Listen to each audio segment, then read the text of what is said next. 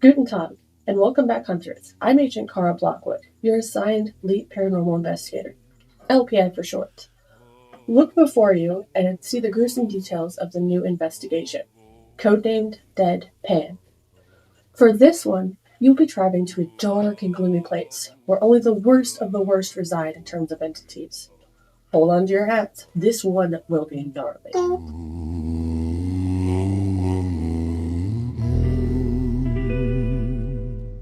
Our investigation begins in the beautiful city of Paris, France. Here in this town, nested away from the hustle and bustle of tourist scene, Fran Fartfignuten and her two grandkids, Johnny Paul and Katie Ann, of which the ages of the children will be redacted since they are minors, reside in a town home. The town home is a modest two-story with 2 bedrooms and 1 bedroom on Ferry Avenue. When Fran, 70 years of age, retired from her job as a registered nurse, she decided to move to her dream location of Paris, having saved for years and years to have lots of money to retire on. She loved spending her time crocheting blankets and little dolls to pass the time, ever since she learned how to from her mother, who has long since passed on. After the process of settling in occurred, she had horrible news hit. Her beloved daughter, Josie Fairfield, and son-in-law, Jacob Fairfield, had been taken from the mortal world due to a very bad car accident caused by a drunk driver on one stormy night. The 2 children they had were noted in the will to be placed in the care of the grandmother, Fran. She loved them dearly and was honored that her daughter thought she'd be a worthy caretaker for her children. The only worry she had would be how much sadness the children were to endure from such an extreme loss. No child should have to grow up without their parents. Fran, with her years as a beloved and dedicated nurse, knew she had to do her best to make her humble place feel like a home for the youngsters. She decorated the spare bedroom and got bunk beds for the children to share, adding the young boy's favorite dinosaurs, Tyrannosauruses, and lighting the shelves and glow-in-the-dark stickers on the walls. Then adding a small castle playhouse tent for the young girl, where she could make believe and capture all the knights' hearts and slay dragons.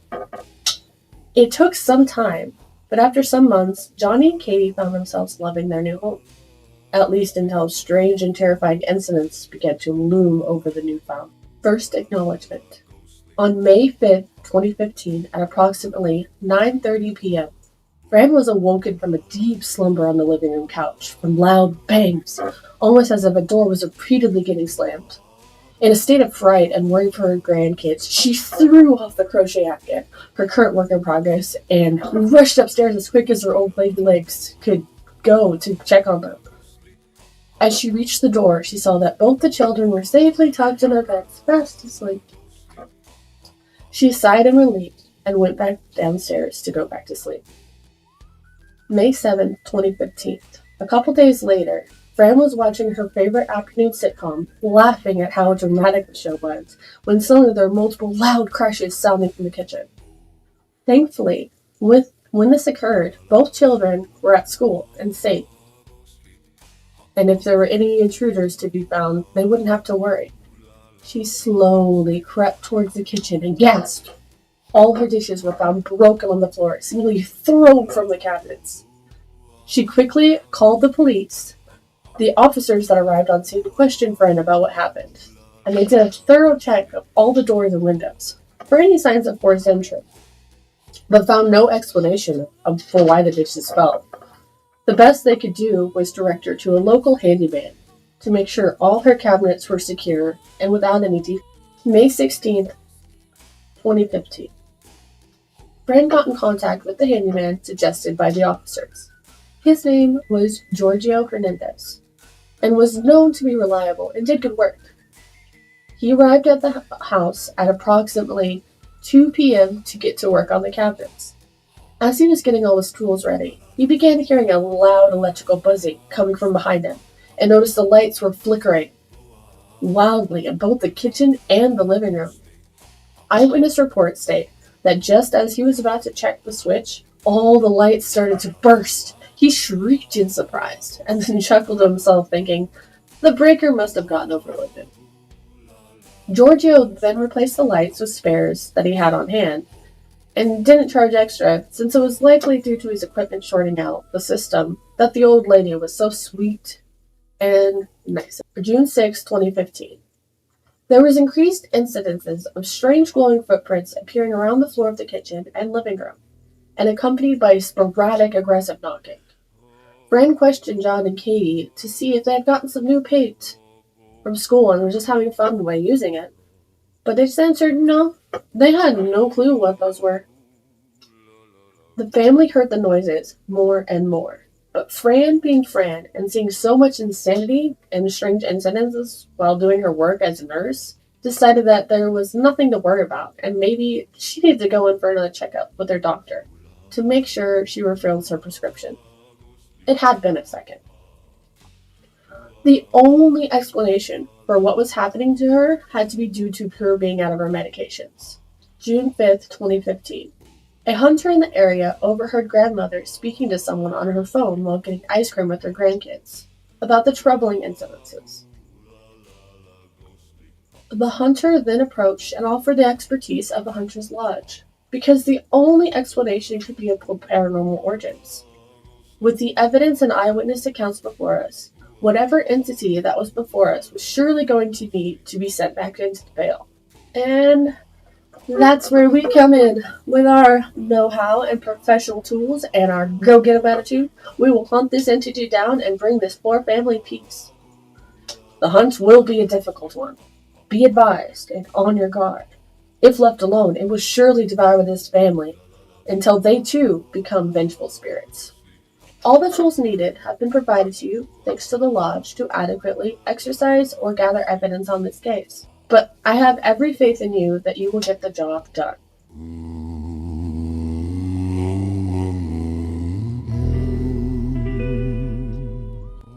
On July 8, 2015, at approximately 12 a.m., two experienced hunters of increased rank approached the humble abode of the townhome from the back door. The family in question was away visiting various art and history museums, having won free tickets to go from an infomercial sweepstakes. So the hunters were able to gather what they needed without being discovered or have witness accounts of their hunt. Carefully, each of them donning their black protective gloves and protective paranormal gear, entered the home. As described by eyewitness accounts prior, the highest possible paranormal activity appeared to be present in or around the kitchen and living room. One male hunter by the name of Johnny Smith pulled out a UV flashlight to survey the rooms, carefully inspecting every nook and cranny. The light would work to reveal any signs of the entity's interactions with doors or objects surrounding the area. After a few moments, he observed the lights in the kitchen began to flicker a bit wildly, and not in the normal sense, but most assuredly due to supernatural origins. Being an experienced hunter, this did not faze Johnny in the slightest, and he soon found what he was searching for, at long last. As he turned his attention to scanning the floor, very distinct glowing footprints appeared leaning toward the kitchen. Johnny raised his hand and signals the other hunter, a female by the name of Izzy Bells. She had been investigating the living room for any signs of electrical or radio interference with the spirit box. Izzy laid the tool on the coffee table in front of the couch, leaving it on, static buzzing, waiting to catch evidence. He then described the evidence uncovered and gestured that the kitchen area seemed to be in fact the origin point for the entity. Both hunters agreed that the floor would be the great place to put the open notebook to capture any signs left by the entity. Izzy crouched down to measure and take a photo of the ghost footprints left behind. All documentation is vital to record for the lodge's research. She had just snapped a photo when suddenly the kitchen cabinets closest to her right shoulder burst open and pans were thrown out. Johnny caught it in time, dodged out of the way, rolling behind the kitchen island. Izzy was not that lucky. A soup pot launched at her head, causing her to collapse on the floor and blood to ooze from the base of her skull. Johnny cursed under his breath, careful not to anger the entity further, and rushed back to her side, assessing her injury. Izzy tried to slowly sit up, and reported that she felt dizzy and that the room was very much spinning. Johnny reached into his duffel bag of gear to find some gauze. He made quick work of doing his best to treat her wound. Unfortunately, the injury was too dire, and he had to contact the retrieval team to evac her out early. The retrieval team arrived at approximately 1:30 a.m. Johnny assured both her and the evac team that he would stay behind and gather the last of the evidence, and be careful in the process. It seems like eternity had passed, but in reality, it was only mere moments for the hunt. He re-enters the location, carefully stepping towards the ghost origin. The time is now 2:30 a.m. Amongst the chaos, nor she or he had noticed that the notebook now had dark scribbled writing in big letters saying, "Get out!" inside. He exclaims, "Yes!" and uses his camera to snap a photo of the writing. Now all he was sure he needed was to hear the sucker speak to him through the spirit box. Alas, it still sat pure static buzzing in the very, very quiet house. Johnny retrieved the tool and began asking questions with short pauses to listen for answers in between each one. Where are you? How old are you? Are you here? Each question met with only static. He waited and waited and waited for nearly 3 hours, and yet still no response.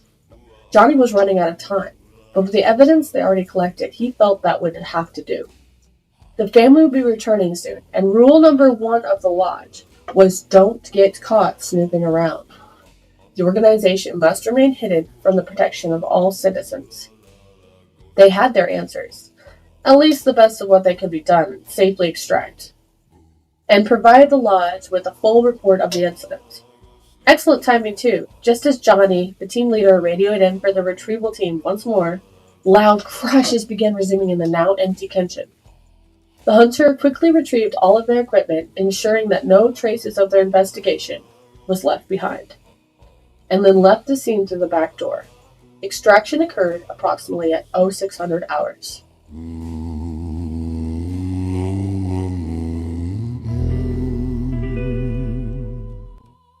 The Hunter's Lodge team discovered evidence of ghost writing, UV, and sadly not spirit box, ultimately leading to the discovery that the entity most likely to be a poltergeist.